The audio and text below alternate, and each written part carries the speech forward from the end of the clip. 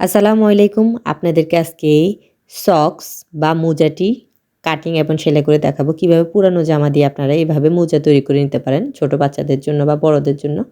প্রথমে আমি যার জন্য তৈরি করবেন তার এভাবে একটা পায়ের ছাপ নিয়ে নেবেন। আমি আমার মেয়ের জন্য তৈরি করব। ছোট বাচ্চাদের জন্য এটা খুবই উপকারী।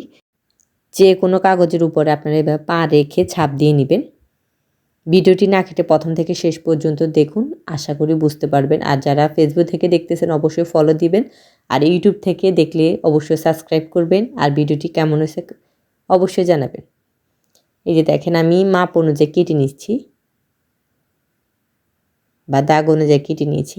এখন আমি একটা জামা নিয়েছি, দেখেন স্টিচ টানলে বাড়ে এরকম কাপড় নেবেন। যে কোনো পুরানো কাপড় হলে হবে, আপনারা পুরানো কাপড় না ফেলে দিয়ে এভাবে অনেক কিছু তৈরি করতে পারবেন।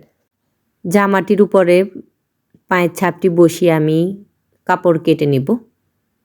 যে পায়ের ছাপটি নিয়েছি এই পায়ের ছাপের চারো সাইডে আপনারা 2 সুতা পরিমাণ কাপড় বেশি করে নেবেন সেলাইয়ের জন্য, বুঝছেন? একটু বাড়িয়ে নেবেন। দেখেন আমি কিভাবে করতেছি।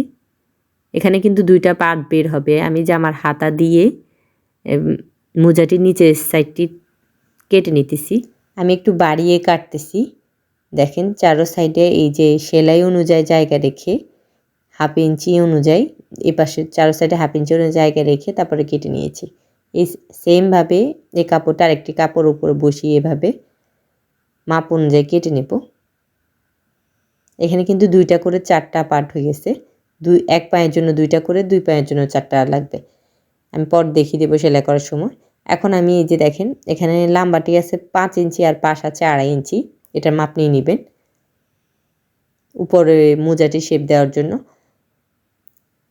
এখন আমি কি করতেছি দেখেন, এখানে আমি লম্বা যা হবে তার থেকে 1 ইঞ্চি বাড়িয়ে নেবেন।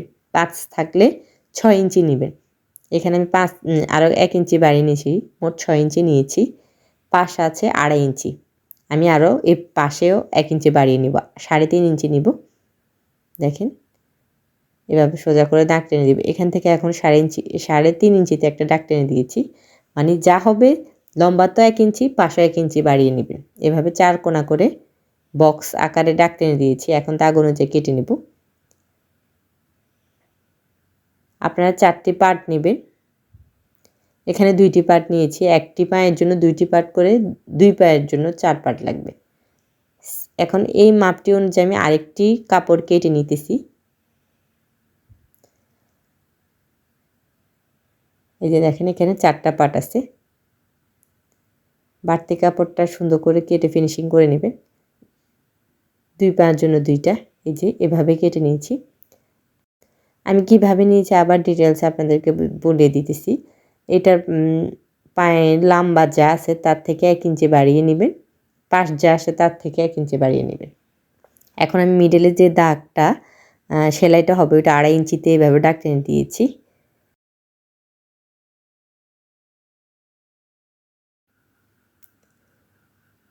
এই যে দেখেন এখানে আমি উপরের পার্টটি মোজাটির চারো পার্টকে এভাবে একটা ভাঁজ দিয়ে উপরের সাইডে একটু রাউন্ড করে এভাবে শেপ করে নেবেন। নিচের সাইডে হাফ ইঞ্চি থেকে একটু কম ছোটদের জন্য এভাবে শেপ করে দিবেন। শেপ করে নিতেছি। দেখেন আমি কিভাবে করতেছি, কারণ বলে তো সব কিছু বোঝানো যায় না। আপনি একটু দেখেন, দেখলে বুঝতে পারবেন। এখন দাগ অনুযায়ী কেটে নিতেছি। দেখতে এরকম হবে। এখন আমি কিভাবে সেলাই করব সেটা আপনাদেরকে দেখিয়ে দেব। এই যে উপর থেকে 2.5 ইঞ্চি সেলাই অংশ বাদ রেখে আপনারা 2.5 ইঞ্চিতে দাগ টেনে দিবেন।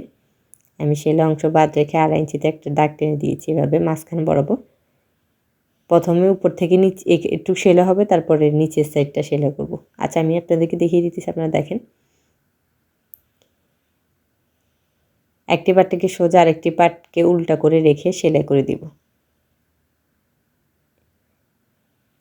এখন মাঝখানে বরাবর একটা দাগ টেনেছি, এই দাগ অনুযায়ী সেলাই করে নিতেছি।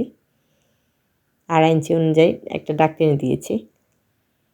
এখন আমি এভাবে আরেকটা সেলাই করে নিতেছি।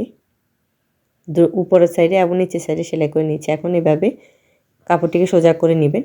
দেখেন মোজাটিকে সোজা, মোজার শেপ চলে আসছে। সেমভাবে আমি আরেকটা পার্টও সেলাই করে দেখাইতেছি। একটি পাটকে সোজা আর একটি পাটকে উল্টা করে রেখে আপনারা উপরে সেলাই একটা দিবেন, তারপর নিচে সেলাইটা একটা দিবেন। আপনাদের বুঝতে কোনো অসুবিধা হলে অবশ্যই আমাকে কমেন্ট করে জানাবেন, আমি আপনাদেরকে রিপ্লাই দেওয়ার চেষ্টা করব। সেমভাবে আরেকটি তৈরি করে নিয়েছি দেখেন। এখন আমি এই যে সাইডে একটা সেলাই করে নিব, তাহলে মোজা সেলাই করতে সুবিধা হবে, কাপড়টি একদম সেট হয়ে থাকবে, এদিক সেদিক হবে না। কিনারায় দেখেন আমি যেটুক সেলাই কাপড় দরকার ওই অনুযায়ী সেলাই করে নিতেছি।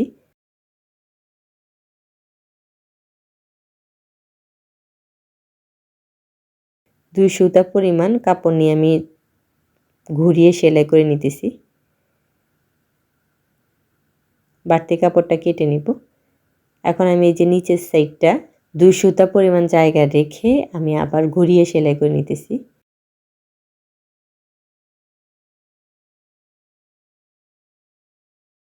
দোনো পায়েরটা সেমভাবে সেলাই করে নেবেন।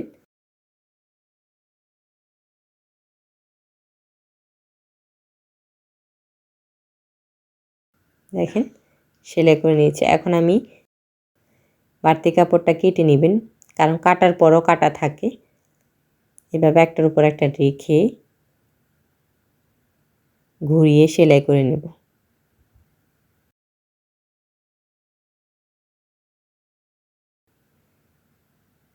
টানাটানি করবেন না, আপনারা সমানভাবে ধরে রেখে তারপর সেলাইটা দিবেন।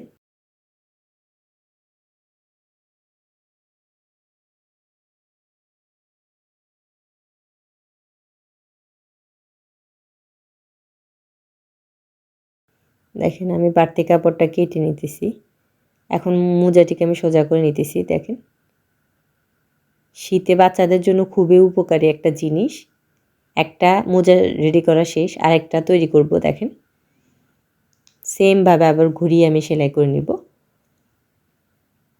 বাজার থেকে আপনারা অনেক দাম দিয়ে কেনার দরকার নাই, আপনারা বাসায় পুরনো যে কোনো সোয়েটার বা উলের যে কোনো জামা থাকলে আপনারা এভাবে মোজা তৈরি করে নিতে পারেন, বাচ্চাদের জন্য বড়দের জন্য। বাসায় ইজিলি এগুলো পরতে পারবেন। সেমভাবে আমি আরেকটি মোজা এভাবে ঘুরিয়ে সেলাই করে নিয়েছি। জুতা বা মোজা যেটাই বলতে পারেন, সমস্যা নাই। এই যে দেখেন দুইটি মোজা বা জুতা সেলাই করে নিয়েছি কাপড়ের। এখন আমি আমার মেয়েকে পরিয়ে দেখাবো। এই যে দেখেন ওর পায়ে একদম সুন্দর মতন হয়েছে। যদি ভিডিওটি ভালো লাগে অবশ্যই একটা লাইক দিবেন। সবাই ভালো থাকবেন। আল্লাহ হাফেজ।